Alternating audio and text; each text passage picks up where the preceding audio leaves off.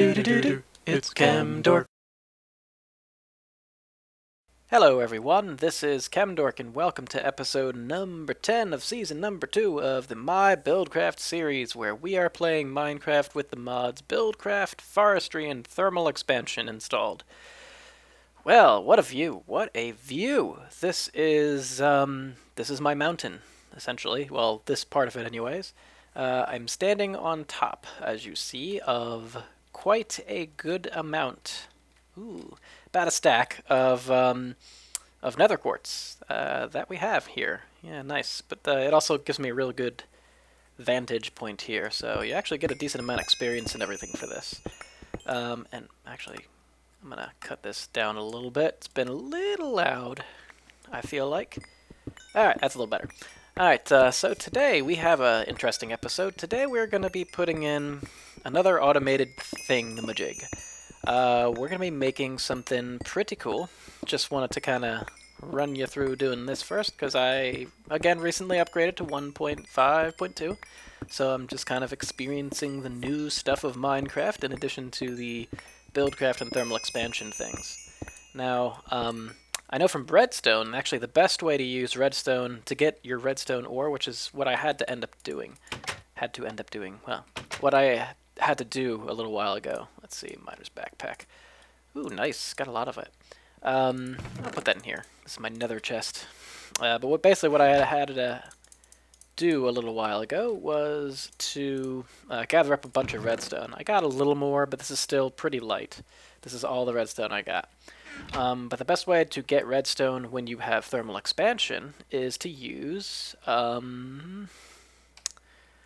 what do we got? Where's the redstone ore here? Yeah, I know I can search. You know what? Let's search. Redstone. There it is. Oh, actually, that's pretty easy. Whoops. Redstone ore. Let's hit, wait, R? No, wait, utility. Yes, that's it. When you smelt it, you get one thing, but if you use a pulverizer, you can get 8 pieces of redstone for 1 redstone ore. When you use a Fortune 3 pick, you get typically less than 8. So I kind of did a little test and found that, yep, indeed, it's actually best to use the pulverizer. You miss out on the experience, but you get the redstone. So that's more important for me. Very useful to know. Very useful to know. Alright, well anyways, what we're going to end up doing here today, I'll show you a few different things here in the base. First of all, did I show you this? I put in this? Did I show you that? I don't know if I did. Oh no, I don't think so, because last episode I also didn't show you that I put in this. This is a redstone energy cell. It's getting powered. Basically, it allows me to use this lever right here to turn off and on my assembly table. Yay! Yeah, and it runs off of that little redstone energy cell right here. I don't think I changed much back here either. Maybe a little. I kind of made the ceiling a little higher. I don't know. It's a work in progress. We'll see. I'm starting to excavate this area over here. We'll call it the south wing. This is actually going to be essentially the forestry wing. I have some ideas. This is probably where the... Okay, I saw some creepers about, so I just want to make sure they're not here anymore. But this is basically where I'm going to want to put the tree farms and maybe other things. So this will be the south wing. But I need to excavate it first, and then we can kind of get into some forestry stuff. I'll probably put some of the forestry machines over in this wall. And yeah, you know, that'll be cool. Another thing I wanted to show you. We're going to be doing a few things today. First of all, oh, hey, this looks different, right? Yeah. Yeah, I built out this again. Nice, right? It actually is an enclosure now, and I can stop having that stupid annoying... Whoa, lag. Stop having that little wall right here. But, yeah. Okay, but what we're going to do is we're going to be using this wall here for a machine, or a bunch of machines. Kind of similar to this, where this is our sand and glass generator in a very compact way. We're going to have one to generate rockwool. Rockwool is a very cool substance. It's basically wool. It looks exactly like wool. Let's search for that too. Why not? Rockwool. Alright, here's a bunch of rockwool. You can make it... So if I click, I think... Okay, there you go. Basically, it allows you to... first of all, the first cool thing is you only need 1 piece of dye to dye 8 pieces of rockwool, so that's nice. Secondly, the light gray rock wool anyways, you make it by smelting slag. This isn't the cool part about it, this is just how we're going to be doing it. So you smelt slag to make rock wool. You get slag through using an induction smelter and smelting either, actually this is a pretty good way to show it. Okay, iron ore with rich slag, okay, that doesn't really help us too much. But you do it by either smelting any dust with sand. Well, there's a few different ways, but this is what we're going to use. Using an induction smelter to smelt sand and 2 pieces of dust to give us the ingots, and slag 25% of the time. And then we're going to smelt this slag. Now the cool part about the setup is that you can actually you don't have to waste the metal dust because you make ingots and you can turn the ingots back into dust to go through this process again and again and again and again. And sand we can generate basically for free. Well, using energy, but you know, for free from no blocks at all. So basically we can have a no resources intensive way of making rock wool, but just using energy, which I guess technically it uses resources because we don't get energy for free, but well, you get the idea. The other thing I wanted to do is sort of redo this liquid area. Yeah, but let's go ahead and start. Oh, we don't use that one. Let's go ahead and start. I'm going to kind of clear out and plan some things and gather some resources, and then we'll be back. Okay, guys, I've gathered up the goodies that we need and did a few things. Namely, 1, prepared for our redoing of the liquid area here. Yeah. And number 2, I thought a little bit about what we need to do here. Oop, yep, that's what I thought. And here we go. So, diamond pipe, we will need that. But anyways, what we will need is an induction smelter, 2 pulverizers, 1 powered furnace, and an igneous extruder. Yeah. Now, I decided to make this as compact as I kinda could without going overboard and while still keeping it pretty functional. So it's gonna take up 4 blocks, but it's really gonna be 3 by 3 in terms of its meat and potatoes of functionality here. And get that little thing out of here. First of all, let's put a diamond pipe up. Let's put it right there, just for fun. Let's put a stone pipe right here. Okay, for fun as well. Powered furnace goes right there. So obviously we're just going to place these things first. Oops. Induction smelter goes right in the middle of the whole thing. We're going to actually need this stone brick here for the purpose of holding our handy-dandy lever. Alright, we're going to put this under... Actually, yeah, this is going to be under redstone control, as is the induction smelter. If I say signal required low, as you see this, the default position for the lever is up. That means no redstone signal is sent. I like my off signals to be down levers, which means this is actually sending out a redstone signal, which means that when the signal is low, it will run. That's this setting. When it's high, it will run. That's this setting. So actually, I want to keep it on low because low would be that. That would be running. Okay, hope that was clear. We're going to put the igneous extruder here, and the 2 pulverizers, 1 right here and 1 right here.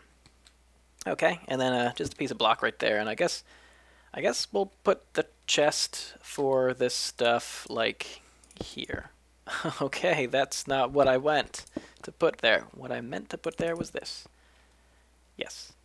And then we'll put blocks here and a backwards stair there, upside down backwards stair there. We'll put some blocks here just to make it fun, and then we'll actually start powering up these things in a second. So, but for now, let's just put the stone transport pipes right here. Goody. All right, good. Now let's set things up a little bit better. And also let's put this stuff right there. Okay, good. So that blocks off some of that, makes it look a little nicer. I might actually put a different backing to there. Maybe like, I don't know. We'll put something fun there. Okay, here's how it works. So the induction smelter, this, I played around with having a few different things be the center of control in terms of on and off for this thing. The thing that makes the most sense is the induction smelter being the cornerstone of on-off controlling. That way it allows me to shut things on and off as I want to. We know that from our work with the sand generator that the igneous extruder, as you see, this is actually set to just be on all the time here, and when it can't make any more and this stack is full, it doesn't run. So that's kind of how all these machines sort of work. So you can use that to maybe think of a different way of powering and shutting this off, maybe shutting it off at the powered furnace way, but it doesn't quite work out that easy. And this actually looks kind of cool too, so I like it. So that's what we're going to be doing here. Now, 2 of these pulverizers are needed. One is pulverizing cobble, and one is pulverizing iron ingots. This is actually going to be the one that's pulverizing the ingots, which I think fell into my miner's backpack. They did. You notice I'm not using a full stack. I don't need to. I'm just going to put the ingots in here because they're just going to be... They're going to go around in this little loop here. Oh, I need one. Okay, we'll start from the igneous extruder. So the igneous extruder is going to be making cobblestone. That cobblestone is going to be going to the right. So let's set that up right now. So let's turn this all to blank. Except to the right, we want to set that to the orange, because that's going to go to the right here. The pulverizer is going to be receiving from the left, and then what it needs to do is it's going to be making sand, which goes up. Now the other thing to remember, and you can't forget about this, is that the secondary byproduct here, or the byproduct of pulverizing cobblestone, is gravel. So that's going to be coming out right here. We want that to go down, and we just want to get rid of it. I don't want to keep it. So just like the sand and glass generator over here, we're using a void pipe to get rid of any gravel that comes into contact with our world from this pulverizer. The rest of it will go up to this induction smelter. This induction smelter, I'm just going to turn everything blank for this. First, come on, okay, blank, and then from the bottom it's going to get one of these things to be filled. Let's go to the left. Now I can have this set up to be both or either. It just kind of comes in and goes to either, because remember what I said before about induction smelters, the actual recipe itself, so where it has lead over here on the right and obsidian over here on the left, you can actually switch the position of these two and it'll still work.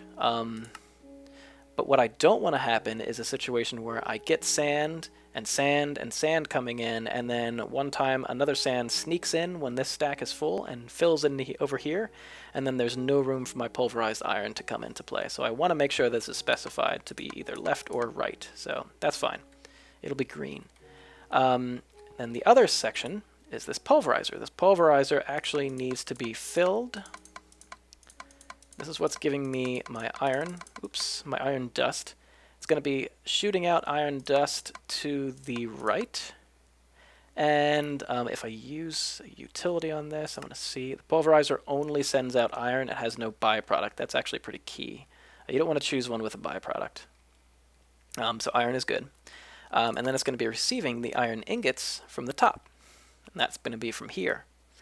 So this induction smelter now is going to be receiving the purple on the left. And then what happens is we actually, let's look at the recipe again. It's going to take sand, pulverized iron, turn it into iron ingots as the main product. And we actually just want to ferry that back, right back into the pulverizer. I'm sorry, and the rest, the slag, goes to the right.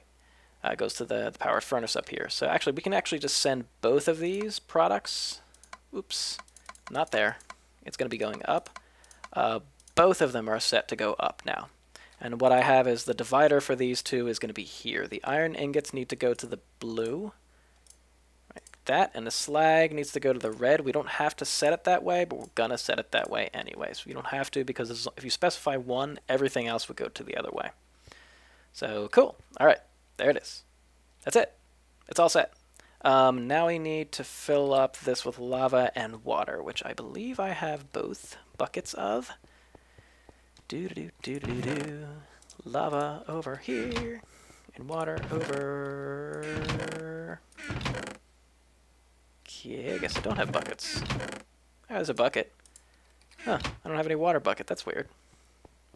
Oh yeah, I think I died a little while ago, and in the nether, and... Yep, lost my buckets. That's fine. I don't really care. I lost some other things that were special to me, but that's okay. It's just Minecraft. You can get everything back, right? Everything is replaceable in Minecraft. Yeah, that's kind of the special thing about it. By the way, thank you guys for the information. It's nice that I comment, that I have such great commenters, and then, you know, a lot of people that like to comment. Very helpful, because I didn't know that you could just right-click with a bucket and fill this thing. That's so useful. Really great. Not shift right click, by the way. Shift right click places it in front or, you know, to the side. It's not, doesn't work. Okay, so this is making cobblestone. It's sending it over to here. This is now, you're just going to fill up to 64 because it can't do anything because it has no power. So let's do that now. Let's power this sucker. Okay.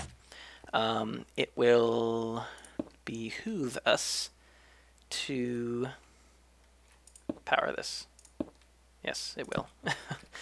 I guess we'll do this. Actually, we don't need power for this. This down here on the corner is the igneous extruder, so we don't actually need power for that. That's fine, but that's not really a good way to do it. We need to do it... Hold on. Let's just put it into here, and up, and over.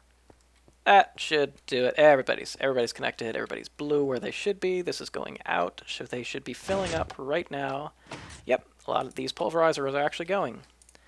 So this is great. So this is moving. It's going to pulverize all of this iron, and we'll see whether we need more iron in a second. For now, let me make it light again so we have a little more light, and I'll be right back. Okay, now I'm back, and yeah, so this is actually filling up pretty quick. It's now not going because, once again, this is off. It's already pulverized all the iron, and I don't know, I know you need 2 pulverized iron for every 1 sand, so, and I know this induction smelter is actually pretty quick in doing what it does. So I actually think we might need more than what we have in there. So I'm gonna add another half a stack or so of iron. That should be enough to keep this thing going. And then yeah, we'll be generating. So actually, let's just test this out. Let's just test it out. Let's just do it. Okay. I've noticed, yeah, we still have that glitch where this thing. Wow, that goes quick. I think we need a full stack of iron, maybe. Wow, wow, okay, cool. Hey, we already have some rockwool. Nice. Yeah, I think it's pretty well. Okay, this pulverizer is slower than the induction smelter, that's for sure. Because look at this induction smelter, pretty quick.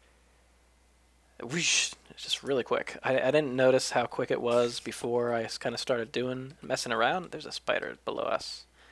But that's pretty quick. Okay, so the pulverizer is the slowest step. If you want to really improve this, you could probably use more than 1 pulverizer. Probably would be recommended. Yeah, probably 2 pulverizers for the ingots and 1 for the cobblestone to really make it super efficient. But do we need to do that? No, because we don't care about super efficiency. This is supposed to be kind of a slow burn. Yeah, nice. And I noticed if you notice, there's sort of a bug here where it doesn't show the item coming out as it's coming out. Just like here, you can't see it until it's here. It's kind of odd. It doesn't show the 1 block right directly from the machine. It's really annoying. It happens the same with wooden pipes as well. I think it's a bug with Buildcraft, but I'm not sure. But pretty cool. All right, so this is actually working just fine.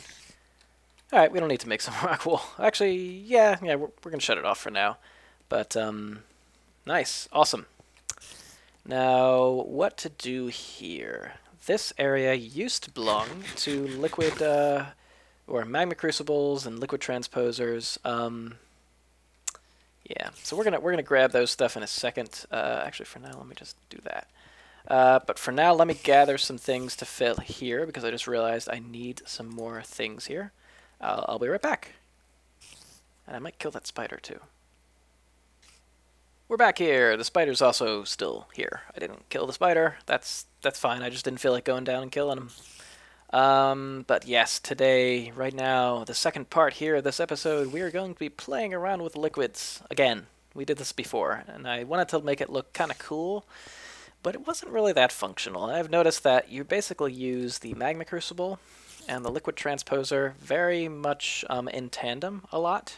Not always. As you see, we sometimes use the igneous extruder and a magma crucible to make obsidian. How nice. But the magma crucible can basically turn solids into liquids. Now that there's, you have ways of generating lava, and then you can fill lava in things. You have ways of generating molten redstone, which is now called destabilized redstone. So if you put redstone in here, you get destabilized redstone. It's a liquid. Actually, yeah, let's just show you the things you can make. So you can make lava. You can make water with a few things. You can make this destabilized redstone.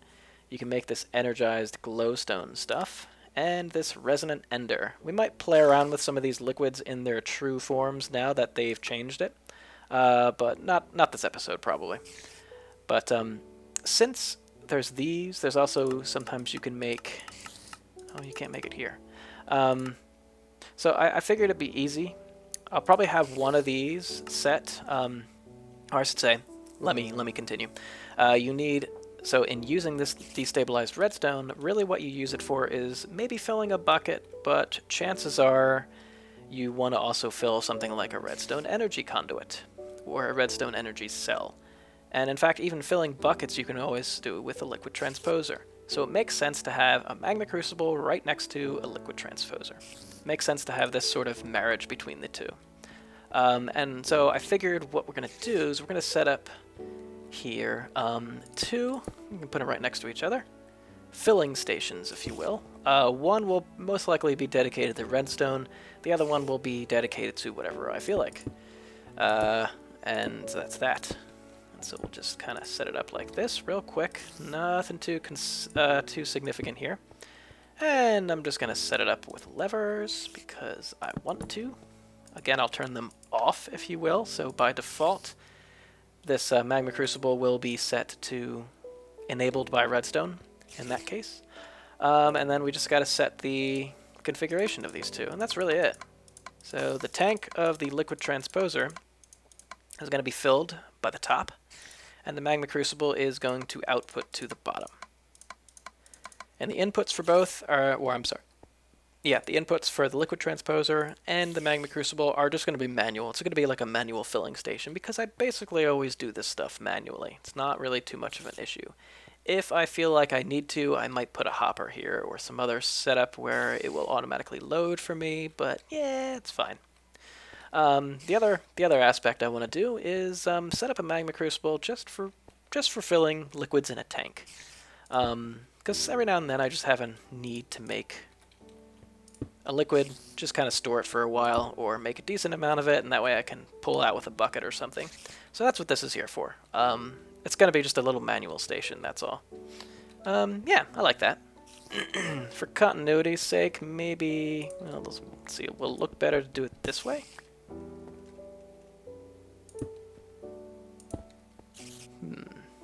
Maybe with a lever on top too? Like, why not? Let's see, I know I have some of those here. I think I'm pretty sure I have, yeah, I got a stack. Pretty sure I got a stack here. Yeah, let's put this and that. Let's make a lever. Maybe with a lever on top. What do you think? This guy shouldn't be on. Yeah, for now, let's set it up like that. That's fine. Maybe. I don't know. Well, I might switch that up, but that's kind of how I'll set it up, I think. Yeah, that's cool. So let's run the redstone energy current here. We'll use this again. We need to fill everybody here. There we go. That will fill up everybody very slowly because these magma crucibles hold a lot of energy. And let me finish setting up the configurations for these guys here. That one's already set. That one's already set. This one's not. And done. Alright, cool. So there you have it. Liquid filling station's done. Alright, that's a lot more functional than it used to be. I have doubled my production. I can actually set up a bunch more of these if I need to, but I have a feeling I'm going to set up one with like a squeezer and liquid transposer, I think. That's kind of how I'm going to do it. Not sure yet. I might put that in the forestry area. We'll see. But cool. Alright. So, you know what? Let's keep making rock wool. I like it. Okay, let me check the time on this episode. We'll see how much time we have, and maybe we will play around with those liquids. We'll see. Give me a second. Okay, guys, we appear to be about 25 minutes into this episode, so it gives us a little time, but I think I just remembered, yeah, we're not going to go through the liquids right now, but I just remembered that I also wanted to explain to you some changes I made to the power system. So, an interesting thing, so you see these guys are on, and they're pulling power every now and then. You should see this. You see how it's kind of, well, see how it's kind of like pulling power a little bit. That should be reflected here by this energy cell going down, down, down, down, down, down, down, but as you notice, the level is pretty much staying constant. That's because this is a satellite energy cell. It's connected to a main energy cell that really supplies all the power. What that means is that for the power usage, I don't have to look at these. What I need to look at is the main energy cell from my base. So again, here's another satellite energy cell. That goes to the other one. This is coming back. This is another satellite energy cell. I probably want to put in another one for these few here, but I didn't have the resources to build one yet, or another one.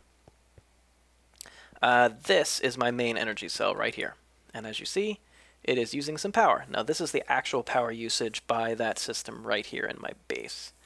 So pretty cool.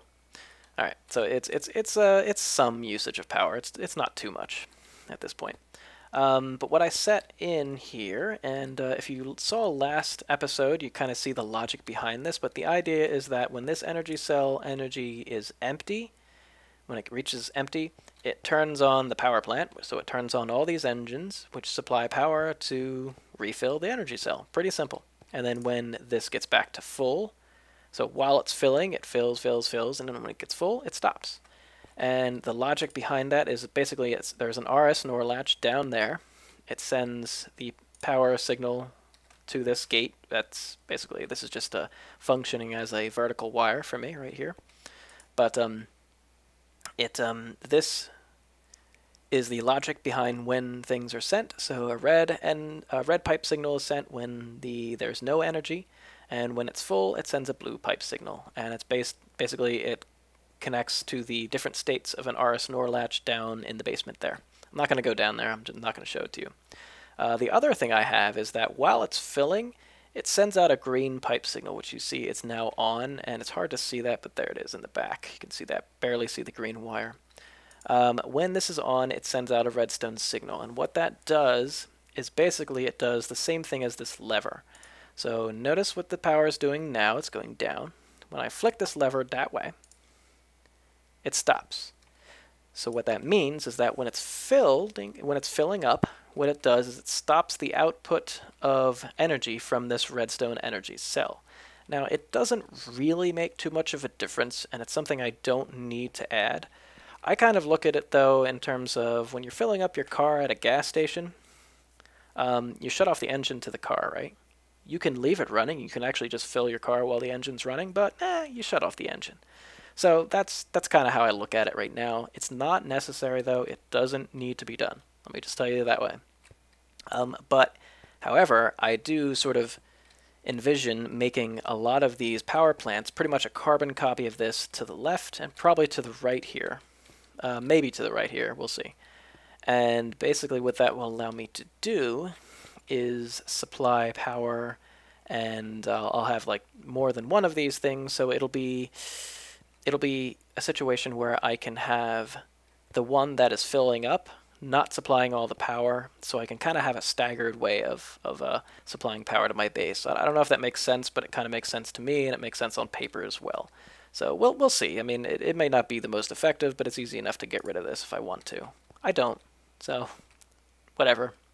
But I decided to show you that. That's because I thought you guys should know. And that's it. Oh, yeah. The final thing is that some ask how I get my resources, and it's all legit. Oh, by the way, slime farm. Did I not mention this last episode? Gosh, I don't remember. But yeah, slime. There's a slime chunk right underneath my base, so there's a slime farm right there. But this is also where... Ooh, there's a lot of slimes. Damn. This is also where I have this nice downward staircase. Way down to... I believe it's Y9. Yep.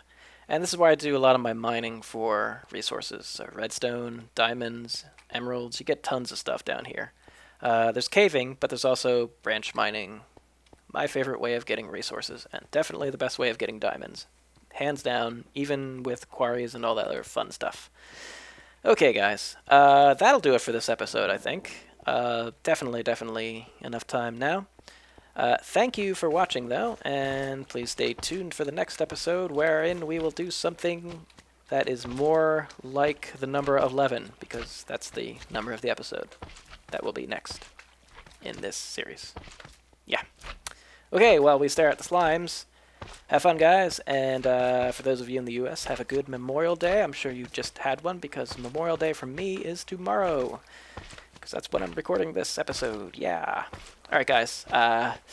Thanks a lot for watching. See you in the next episode.